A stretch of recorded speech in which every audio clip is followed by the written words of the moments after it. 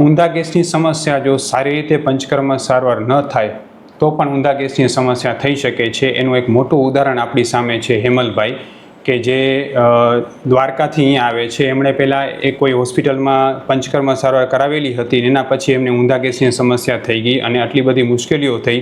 એમનો આપણે પૂરેપૂરો અભિપ્રાય સાંભળશું. કયા ગામથી આવો છો અહીંયા? જામગઢકા, દેવભૂમિ દ્વારકા જિલ્લાનું કલ્યાણપુર તાલુકાનું જામગઢકા ગામ. અને ત્યાંથી 350 કિલોમીટર દૂર આપણા ગાંધીધામની હોસ્પિટલની જાણ તમને કઈ રીતે થઈ? ફેસબુક, સોશિયલ મીડિયા દ્વારા. ફેસબુકમાં તમારા વિડીયો જોયા. બરાબર. અને એમાં જે રીતે લોકોને ઊંધા ગેસમાં અને બધામાં જેટલું સારું પરિણામ મળતું હતું એટલું સારું પરિણામ તમને મળ્યું? હા, એટલું જ સારું પરિણામ. બરાબર.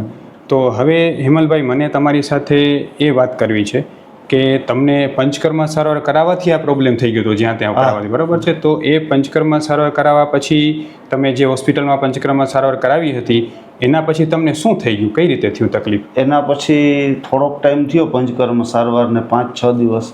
એટલે મને આ ઊંધા ગેસની તકલીફ ચાલુ થઈ. જેમ કે ઓટકાર આવે, ઓટકાર આવે, પછી ચક્કર આવે, બેચેની આવે, એકદમ ગભરામણ થવા લાગે, છાતીમાં દુખાવો થવા લાગે, હમણાં હાર્ટ એટેક આવી જશે એવું લાગ્યા રાખે, સતત કોઈ બોલાવે તો ગમે નહીં, એવી બધી તકલીફ થઈ. બીક લાગ્યા રાખે. બીક લાગ્યા રાખે. બરાબર.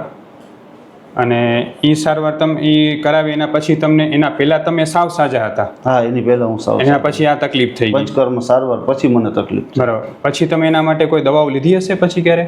હા, એટલે આયુર્વેદિક દવા નહીં પણ એલોપેથિક દવા ઘણી બધી લીધી મેં. કેટલા ડોક્ટર બદલ્યા હશે આશરે? એલોપેથિકમાં 7 થી 8 ડોક્ટર બદલાવ્યા હશે. બરાબર.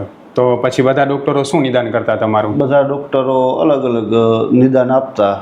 કોઈ કે તમને આ તકલીફ છે, કોઈ કે આ તકલીફ છે, પણ કોઈ પરફેક્ટ નહોતું કહેતું એમ. તો એસિડિટીની ગોળી તમારે રોજ ખાવી પડતી ત્યારે? દરરોજ સવાર, બપોર, સાંજ 3 ગોળી. 3 ટાઈમ ખાતા? 3 ટાઈમ. અને તો એ પાછો ગેસ તો રહેતો જ? આ ગેસ તો રહેતો જ. તો એ થોડીક સામાન્ય રાહત થતી હશે? ગોળી ખાઈ એટલે રાહત રહીએ, પણ ગોળી એમ થાય કે હવે 4-5 દિવસ થયા ને કમ્પ્લીટ છે એટલે ગોળી ઘટાડીએ એટલે પાછી તકલીફ વધી. પાછી એવી ને તકલીફ થઈ જાય. બરાબર. આવું નાબૂદ નહોતું થતું. 7-8 અલગ અલગ ડોક્ટર તમે બદલ્યા? 7-8. બરાબર છે.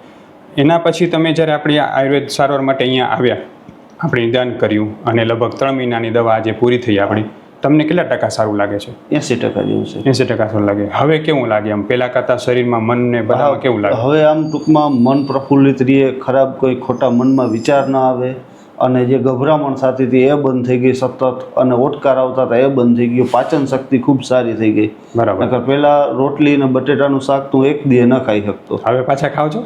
હવે ક્યારેક ખાઈ શકો 2-3 દિવસે, પણ તોય કઈ તકલીફ વાંધો નથી આવતો. પહેલા તો બહુ તકલીફ થઈ જતી. પહેલા તો બહુ તકલીફ થઈ જતી. અને તમારું કામકાજ પણ તમે ન કરી શકતા? કઈ નહીં. બરાબર છે. તમારા માધ્યમથી હેમલભાઈ, હું લોકોને એ સમજાવવા માગું છું કે આયુર્વેદની સારવાર કે પંચકર્મ સારવાર છે ને જ્યાં ત્યાં ક્યારેય ન કરાવી. જો એનું ઉદાહરણ છે હેમલભાઈ, એમણે પંચકર્મ સારવારથી એટલી સાઈડ ઇફેક્ટ થઈ ગઈ, પણ હકીકતમાં પંચકર્મ સારવાર ખોટી નથી, એને કરવાવાળા ડૉક્ટરની ક્યાંક ભૂલ થઈ હશે તો જ આ પ્રોબ્લેમ થાય. આયુર્વેદની સારવાર કરાવતા પહેલાં તમે 3 વસ્તુ ખાસ ધ્યાન રાખો. સૌથી પહેલાં જે ડૉક્ટર પાસે તમે આયુર્વેદ સારવાર કરાવો છો એની પાસે BMS કે MD ડિગ્રી છે કે નહીં એ જુઓ.